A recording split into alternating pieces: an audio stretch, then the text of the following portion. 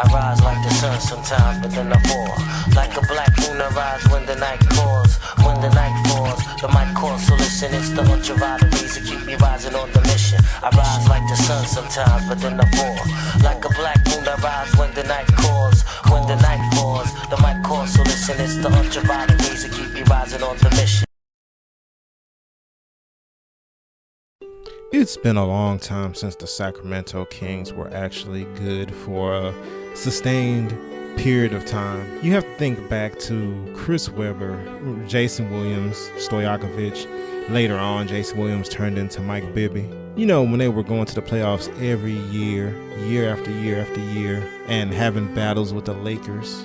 Remember Rick Fox versus Doug Christie. Remember Bobby Jackson, the real Sacramento Kings. It's been a long time since those days where they got cheated out of a finals appearance. But I have news for you Sacramento hype beast out there. Brighter days are coming because this young Sacramento core is gonna raise the Kings back up to respectability all over again. Now, let's start off with Luke Walton, their new coach.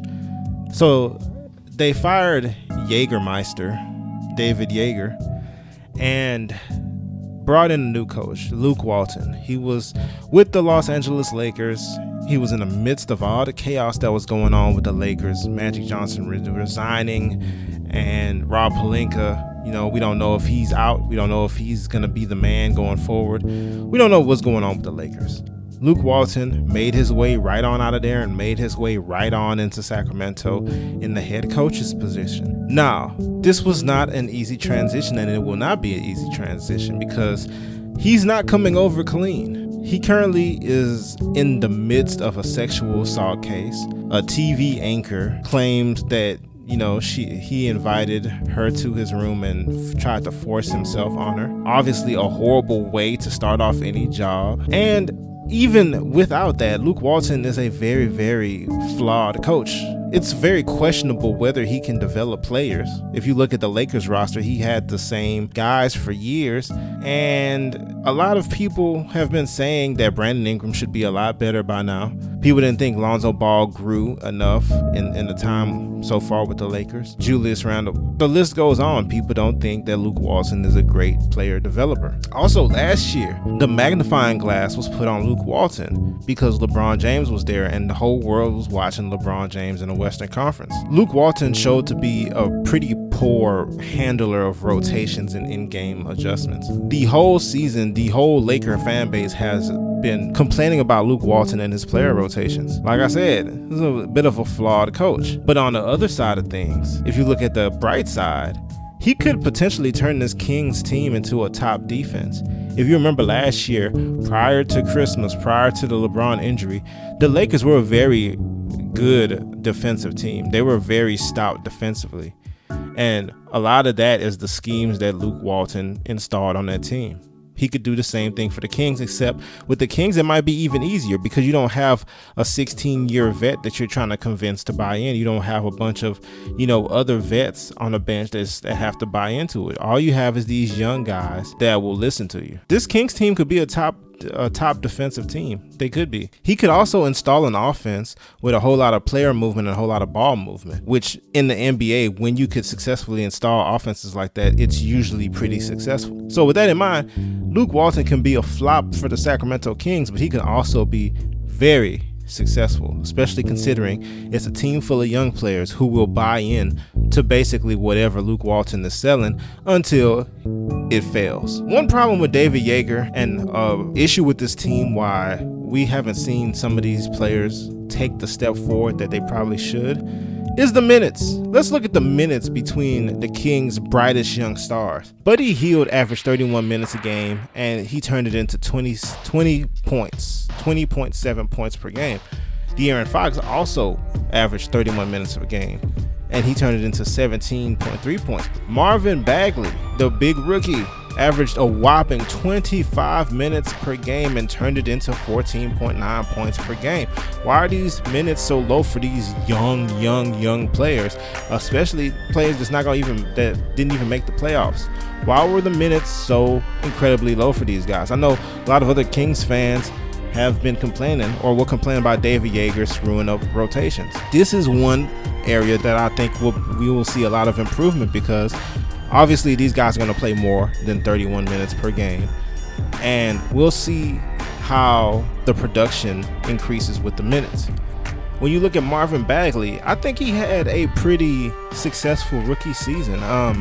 Like I said, 25 minutes is not a lot for a rookie, and he still managed to turn it into nearly 15 points and about 8 rebounds and a block, when compared to his counterpart Ayton in Phoenix, who averaged 16 and 10 and played a whole 5 more minutes. So it's interesting. He didn't fall short of Ayton, and he played significantly less, because 5 minutes in basketball is significant. I'm curious to see how Luke Walton will use Bagley. I like to see him on the floor more. I like to see him being more productive. He shot 31% from 3. I'm sure that's a part of his game that he will continue to build, considering that the NBA is dependent on threes. The bigs should be able to shoot threes, and if you're a really talented big like Bagley, it won't hurt you to shoot a couple more per game. So we'll see how that's going to go. I also am curious to see if he's going to become the focal point of that offense. Now, I know they have a pretty awesome backcourt, but I would still like to see a lot of Marvin Bagley touches inside, because I just feel like it's easier basket. Harrison Barnes is another player who's going to be big for them going forward. He's on a long-term contract. He's going to be there for a minute. Okay, he makes a lot of money, but he is someone who can be a great veteran leader for this team and a great glue guy for this team. He's currently averaging about 14 points per game. I don't really expect a whole lot more out of Harrison Barnes than that, to be honest. I don't expect a whole lot more than that. That's about what he will give you, and that's all they really should need from him. Once again, he's a glue guy. He's there to play defense. He's there to keep the ball moving. He's there to make open corner threes. If it comes down to it and he gets the ball, he can also create off the dribble. He's perfect for that team. He's not going to get a million opportunities to score or whatever, but he doesn't need them. He's somebody who is content, scoring within the flow of the offense. So I think he's perfect. He's a good character guy. I think he's perfect for this team. I think he'll be very good for them going forward. Bogdan Bogdanovich is another player who, I'm very curious how many more steps forward can he take. He's currently averaging 14 points per game, and to get to the next level, I really feel like he needs to channel his inner Ginobili. He's somebody who I feel like can be instant offense off the bench, but I just feel like he has to come off the bench looking to deliver haymakers to the opposing team's second unit, and the more he can do that, the more he can really help this team build leads early and have the starters continue to try to maintain them. But I feel like he is someone who has the offensive abilities to really, really hurt teams if he's aggressive enough coming off the bench against second units. He could really, really cripple teams because he has that type of offensive ability. Buddy Hield and De'Aaron Fox are ultimately the backcourt of the future for this team.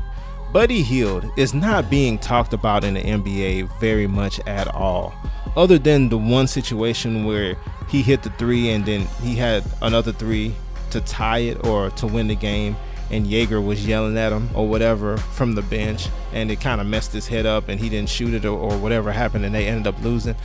That's really the only time we really heard of Buddy Hield this season or whatever, those of us who aren't Kings fans. That's the only time we really heard of Buddy Hield. Buddy Hield, sneakily had a very good season. 20 points per game. He shot 45% from the field. He shot almost 43% from 3. For what he's supposed to do on the court, he's gonna become one of the better 2 guards in the league. But for him to get the publicity that he deserves, the Kings are gonna need to be a good team. And De'Aaron Fox, the other half of that backcourt, averaged 17 points and 7 assists with nearly 2 steals per game. That is good production. These players are young players. That is very good production from a very, very young point guard, and it's only going to get better from here with more minutes, with more reps. The more he learns the NBA defenses and things of that nature, he's just gonna get better. He has the athleticism, he has the abilities. His 3-point shot is also getting better. He currently is shooting almost 38% per game. That's pretty good considering it didn't look like he could shoot very well when he first got in the league last year. Got a lot better. That's work in the offseason. These guys, the Sacramento Kings, have a lot of talent on this roster. A lot of talent. And I really do believe that eventually this is going to be top talent in the NBA. And the Sacramento Kings will be a force to reckon with in the Western Conference. All right, let me know what you guys think down below in the comment section. What do you think about the Kings' future? What do you think about the Kings' young players? Leave it all down below. See you next time.